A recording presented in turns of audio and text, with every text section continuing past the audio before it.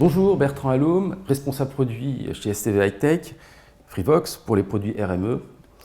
Je vous présente aujourd'hui la Babyface Pro, qui est la toute nouvelle mouture, la toute nouvelle interface audio de chez RME. On va faire un petit tour du propriétaire pour découvrir toutes les fonctionnalités de cette nouvelle carte audio. Première nouveauté, c'est que la Babyface Pro est livrée dans un étui en plastique, super pratique pour la transporter, la mettre dans un sac, etc.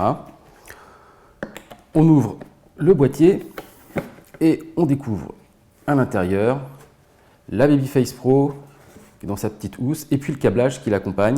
Nous avons un câble USB 2 et un épanoui pour les entrées-sorties MIDI. La Babyface maintenant, on la sort de son étui et on découvre donc cette nouvelle interface. On va faire un petit tour du propriétaire. Déjà au niveau de la construction, c'est une construction qui rappelle la construction des MacBook Pro d'Apple, à savoir une construction unibody. C'est une pièce, enfin deux pièces d'aluminium qui sont usinées puis assemblées. Ça va assurer une très bonne solidité à l'interface et puis aussi une meilleure dissipation thermique. Concernant les entrées-sorties, à l'arrière on trouve les entrées et sorties sous format XLR qui sont dans l'interface. Auparavant plutôt, on avait un épanoui qui se fixait à l'arrière de l'interface sur la Babyface Pro. On a les XLR qui sont à l'intérieur du châssis, là aussi, plus grande solidité des connexions dans le temps. Sur le côté droit, on découvre deux autres entrées, des entrées qui sont soit au niveau ligne, soit au niveau instrument, on pourra sélectionner via le logiciel, et puis deux sorties casque. Ça c'est très important, il s'agit du même circuit casque, c'est-à-dire qu'on aura le même signal qui sort sur les deux prises. En revanche, on a une sortie en jack 3,5 mm, une autre sortie en jack 6,35 qui sont tous les deux avec des impédances différentes afin de s'adapter au mieux au type de casque. 6,35 pour les casques professionnels, 3,5 mm pour des casques type casque de smartphone. Donc ça permettra d'optimiser le rendu sonore quel que soit le casque que vous utilisez. De l'autre côté, on a les entrées-sorties optiques, ce qui permet d'ajouter jusqu'à 8 canaux supplémentaires sur la Babyface. La connexion pour l'épanoui MIDI, si vous avez besoin de connexion MIDI. Une alimentation électrique qui sera nécessaire uniquement si vous utilisez la Babyface Pro en standalone ou sur un iPad. Et puis enfin, la connectique USB 2. Petite astuce également, au dos de l'interface, vous avez une embase pour la fixer sur un pied de micro par exemple. Très pratique pour des tas d'installations diverses et variées. Donc dernière chose, la face avant de la Babyface. On découvre bien sûr les vumètres pour les entrées et les sorties. Le bouton rotatif qui va nous permettre de régler différentes fonctions. On reviendra là-dessus par la suite. Et puis tout un ensemble de boutons qu'on va pouvoir entièrement paramétrer pour que ça devienne une sorte de surface de contrôle du logiciel qui accompagne la Babyface Pro. Donc pour régler les préamplis micro, régler les sorties, mais aussi des tas de fonctions supplémentaires dont on peut avoir besoin en studio ou lors d'enregistrement. Donc RME livre bien sûr la Babyface Pro avec son câble USB. Alors on notera quand même que c'est tout d'abord un très bon câble USB 2. RME a fait beaucoup de tests et s'est rendu compte qu'en montant très largement en gamme, on obtenait des câbles qui permettaient une excellente transmission de l'information, très peu d'erreurs de transmission en réalité. Vous découvrez que le câble USB est coudé, ce qui va simplifier aussi son usage, notamment sur un bureau. Et puis enfin, on découvre qu'on a une bague ici qui entoure la prise USB. C'est le connecteur que RME appelle le Stab Icon et qui va permettre, une fois connecté à la Babyface Pro, d'assurer une vraie stabilité de la connexion USB. Donc là encore, on évitera l'usure au fil du temps après des multiples connexions et on gardera toujours une excellente qualité de connexion, ce qui est capital sur une interface USB.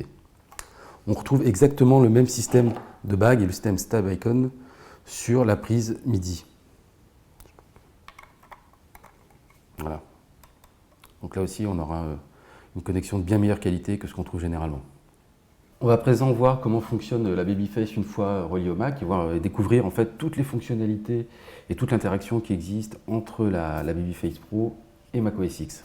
Première chose, bien sûr, se rendre sur le site de RME, dans la section Downloads, pour aller chercher le driver.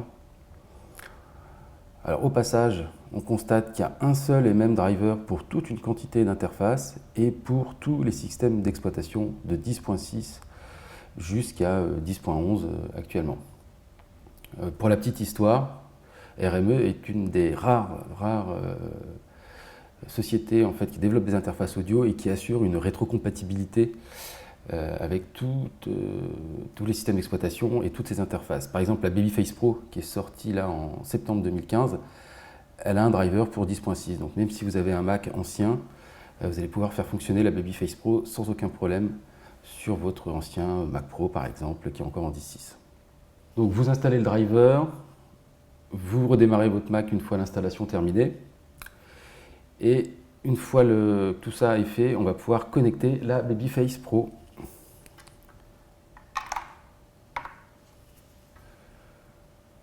Alors, dès la connexion, on a deux nouvelles icônes qui apparaissent dans le dock.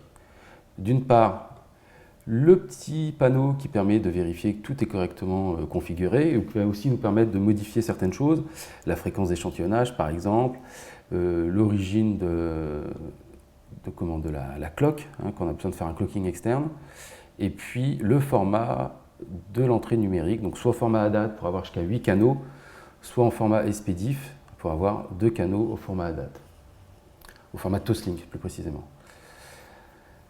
Et puis, la seconde icône qui apparaît, c'est le Total Mix. Alors le Total Mix, c'est cette fenêtre qui peut parfois paraître un tout petit peu rebutante, mais qui est très très simple à l'usage.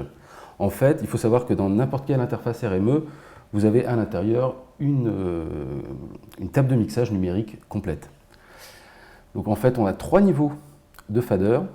Le premier niveau, ça va correspondre aux entrées de l'interface, donc les entrées analogiques qu'on trouve à l'arrière ou sur le côté, ou encore les entrées numériques qu'on a de l'autre côté. La rangée du milieu, ça correspond à ce qu'on appellerait avec un magnéto au retour logiciel. En fait, ce sont les retours des logiciels qui utilisent la Babyface. Et enfin, la troisième rangée, ce sont les sorties physiques de l'interface. Donc là encore, on va retrouver les sorties XLR, les sorties casque, les sorties numériques sur cette rangée. Et puis sur cette dernière rangée, là à droite, on a ce qu'on appelle la control room. C'est là qu'on va pouvoir configurer en fait le fonctionnement de la Babyface Pro, quelle sortie notamment on utilise, par exemple pour les moniteurs, quelle sortie on utilise pour le casque. Par exemple, dans le cas de la Babyface Pro, je vais lui demander tout de suite par exemple d'utiliser les sorties 1 et 2, donc les sorties XLR qui se trouvent à l'arrière de l'interface, comme sortie principale. Et puis je vais lui demander de m'ajouter aussi une prise casque qui serait totalement indépendante. Par exemple, je vais prendre les sorties donc PH3 et 4, ça correspond à la sortie casque qu'on a ici, sur la droite de l'interface. Voilà, et là maintenant, dans ma control room, j'ai ces deux interfaces. Lorsque je clique sur une des sorties, elle devient gris clair, et j'ai le reste de l'interface qui change, notamment les niveaux de fader. En fait, c'est la seule chose qu'il faut bien comprendre dans le fonctionnement de Total Mix FX. Pour faire un routing, pour faire nos niveaux par exemple, imaginons que là je veux faire le niveau de ce que je veux entendre uniquement dans la sortie casque, je sélectionne d'abord la sortie. Donc là j'ai sélectionné ma sortie casque, et là je vais faire le niveau de ce que j'envoie vers cette sortie casque. Si maintenant je reviens sur ma sortie principale, celle qui alimentera mes haut-parleurs, vous voyez que là j'ai un niveau qui est totalement différent. Je vais pouvoir faire un niveau totalement indépendant pour mes haut-parleurs et pour mon retour casque. C'est super pratique en studio quand on a besoin d'avoir une écoute différente pour la personne qui est en train de gérer la séance, l'ingé son, et par exemple l'artiste qui est en train d'enregistrer. Par exemple, quand vous faites un travail autour de voix off, dans le cadre de la vidéo, on pourra faire un retour casque pour la personne qui est en train d'enregistrer sa voix et un retour général pour la personne qui enregistre. Donc voilà, c'est des petites choses à savoir sur Total Mix pour bien le prendre en main. Là où RME a fait un super boulot, c'est aussi sur l'intégration des drivers avec macOS X.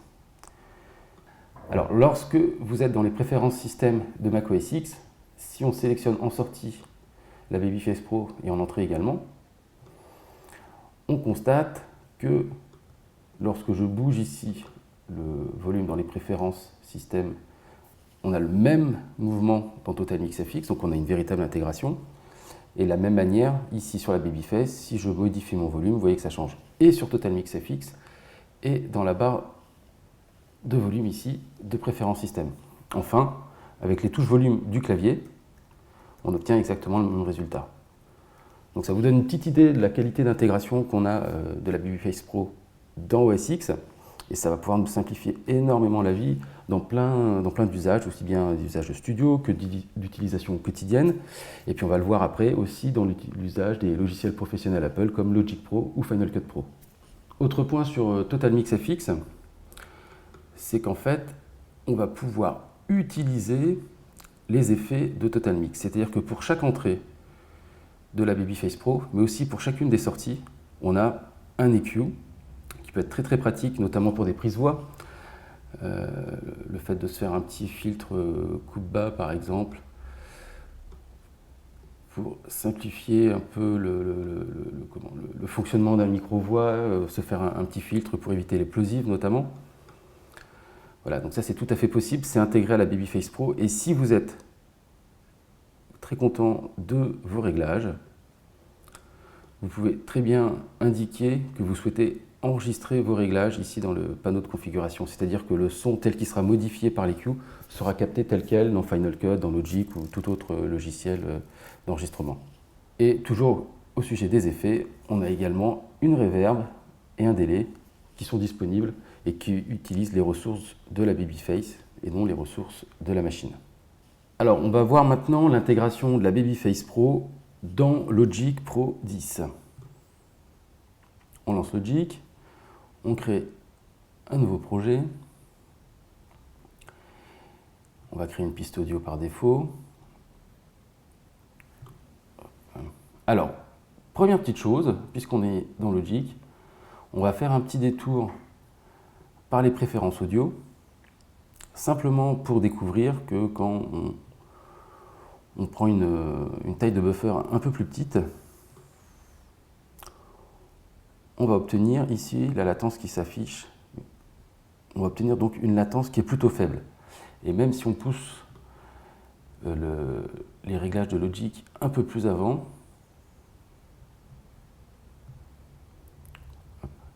c'est-à-dire le faire basculer en 24-96, puisque c'est souvent le réglage qui est pris pour calculer les latences entre différentes interfaces audio.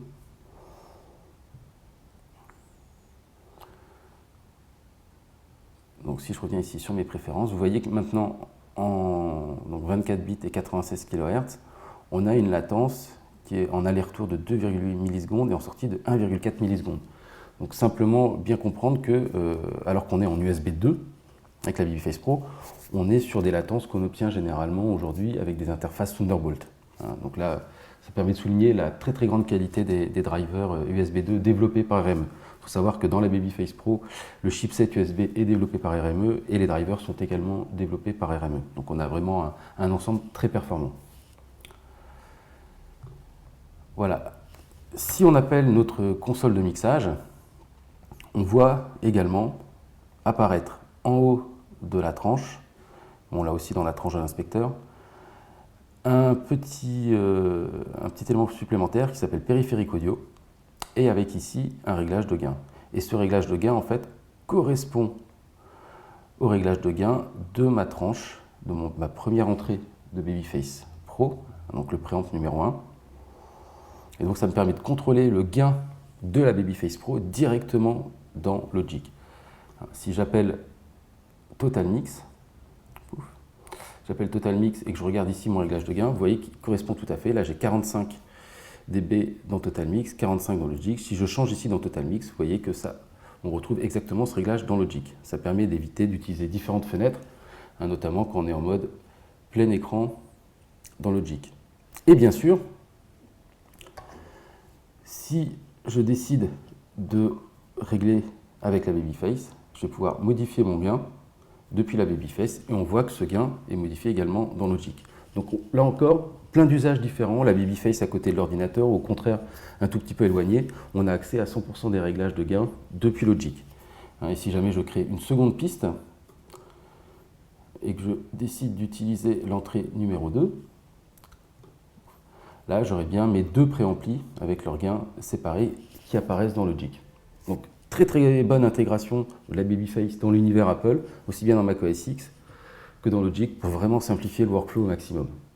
Donc on va s'intéresser à présent à l'intégration, l'interaction même entre la Babyface Pro et TotalMix, hein, pour découvrir que en fait, tous les boutons qu'on a ici sur la façade de la Babyface Pro en fait, vont nous permettre de piloter certains paramètres de TotalMix FX, donc garder le rapport un peu sympa qu'on a avec le matériel. Ici donc j'ai ouvert les réglages de ma première tranche qui correspond au premier préampli qui se trouve à l'arrière de la Babyface Pro. Si je peux ici modifier mon gain, vous voyez ici qu'au niveau affichage ça suit. Je peux mettre une alimentation fantôme puisqu'on est sur un préampli micro, hein, pour utiliser un micro statique. On a d'ailleurs également un pad de moins 11 dB hein, qu'on a besoin d'atténuer. Et une bonne partie de ces réglages, notamment le gain, je vais pouvoir également les commander depuis la face avant de la Babyface. Hein. Donc là, si j'ai bien sélectionné mes entrées, avec le bouton Select, je vais aller chercher mon préamp numéro 1. Donc je vais sélectionner mon entrée 1 et 2 qui correspond au préampli 1 et 2 de TotalMix FX. Je sélectionne ensuite le premier préampli, celui qui est affiché ici dans TotalMix. Et là, si je modifie mon gain sur la Babyface, on voit qu'il est également modifié dans TotalMix FX. Donc là, ça c'est l'intégration basique. Même chose pour la sortie. Si ici je viens sélectionner ma sortie, hein, donc là je suis sur les sorties 1 et 2, celles qui correspondent aux sorties principales de TotalMix FX. Là, avec le potentiomètre, je vais pouvoir changer mon niveau de sortie. Donc la Babyface va se comporter comme un contrôleur de monitoring classique. On trouve bien sûr les touches type DIM, hein, quand on a besoin de diminuer automatiquement le son principal, hein, lors d'un coup de fil, lorsqu'on a besoin de discuter avec un collègue. Voilà. Et puis on a enfin deux boutons là, A et B, qui vont en fait nous permettre différentes choses. Première chose, si par exemple je veux régler indépendamment mon mix casque, ok, donc je peux très bien me mettre sur un système de mix, et là, quand je suis en position mix, je vais pouvoir agir uniquement sur le fader et non plus sur le gain d'entrée. Ça va permettre de modifier le niveau d'écoute dans les enceintes, par exemple, et non le niveau d'entrée dans le logiciel. Donc voilà, des petites astuces qui peuvent simplifier la vie dans pas mal de cas de figure. Et enfin, si on veut aller beaucoup plus loin, si on a des usages un tout petit peu spécifiques de la Babyface Pro dans son environnement de travail, je vais pouvoir en fait modifier le comportement de ces différents boutons grâce au menu Key Command Setting, qui reconnaît en fait les boutons de la Babyface avec le bouton Out que vous avez ici, le bouton A, le B, le DIM, etc. Par exemple, je vais me faire une configuration pour utiliser un talkback. Par exemple, si j'ai un acteur qui est en train d'enregistrer dans une pièce à côté, j'ai besoin de discuter avec lui, je vais pouvoir par exemple me créer un talkback.